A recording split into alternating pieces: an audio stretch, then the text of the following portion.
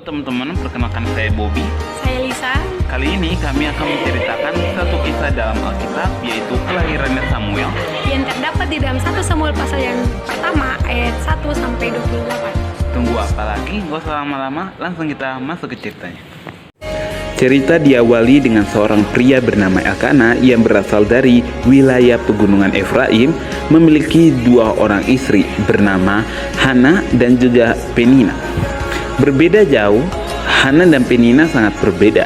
Penina memiliki seorang anak, sedangkan Hana tidak memiliki anak sama sekali. Setiap tahun, dari tahun ke tahun, Hana meninggalkan rumahnya di Rama menuju ke Silo, ke bait Allah hanya untuk berdoa agar memohon belas kasihannya diberikan seorang anak seperti Penina. Hingga suatu hari juga, Elkana membawa keluarganya beribadah dan mempersembahkan korban bakaran kepada Allah di Silo. Namun, dia memberikan sebagian kepada Penina dan anak-anaknya, sedangkan untuk Hana hanya diberikan satu bagian saja, walaupun dia mengasihi Hana. Yang sangat menyayat hati adalah Penina seringkali menghujat atau menghina Hana yang belum memiliki anak seperti dirinya, hingga sering membuat Hana nangis dan sampai tak mau makan. Hingga suatu hari Elkana berkata kepadanya, "Hana, apakah anak lebih penting daripada aku? Mengapa engkau menangis dan tak mau makan?"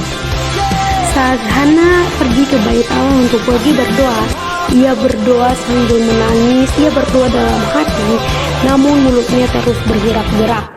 Dan saat itu Imam Eli yang lagi duduk di depan pintu gerbang bait Allah, ia melihat Hana dan ia mengira Hana adalah seorang yang mabuk. Dan Eli berkata kepada Hana, "Mau sampai kapan engkau mau mabuk, hai Hana?" Hana berdirilah dan berhentilah engkau mabuk-mabuk lagi.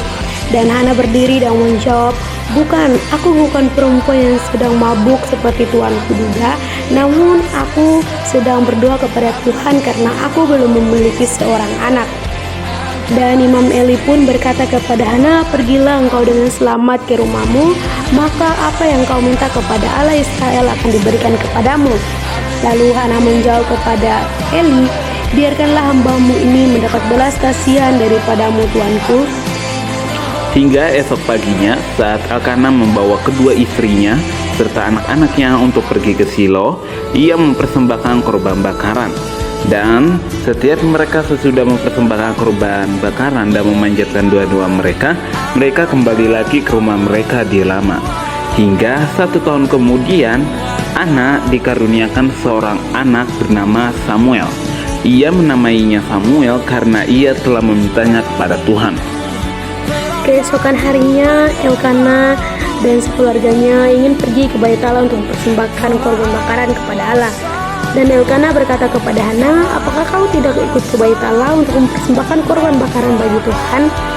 Dan Hana pun menjawab kepada Elkana, "Tidak, nanti jika anak ini cerai susu, aku akan membawanya kepada Allah dan ia akan tinggal di situ seumur hidupnya."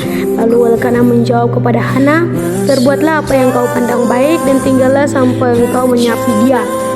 Dan Hana berdoa dan berkata kepada Tuhan, "Aku sangat bersyukur kepada Allah karena ia mau mendengarkan dan menjawab doaku." Hingga saat Samuel berumur 4 tahun, Hana membawanya ke bait Allah.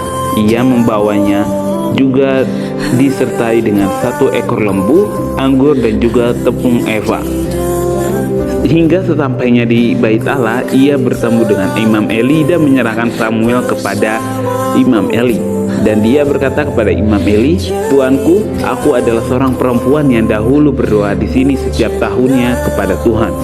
Hingga di akhir cerita, Hana berkata kepada Tuhan, memanjatkan doanya, yaitu, "Karena Allah yang telah memberikannya, maka aku pun memberikannya lagi kepada Allah.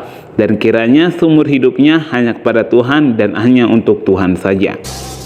Baik, teman-teman, kesimpulan dari cerita ini yaitu Tuhan mendengar doa orang yang rendah hati, dan orang yang dikasihi Tuhan adalah orang yang setia pada janji-janjinya. Sekian dari saya, terima kasih.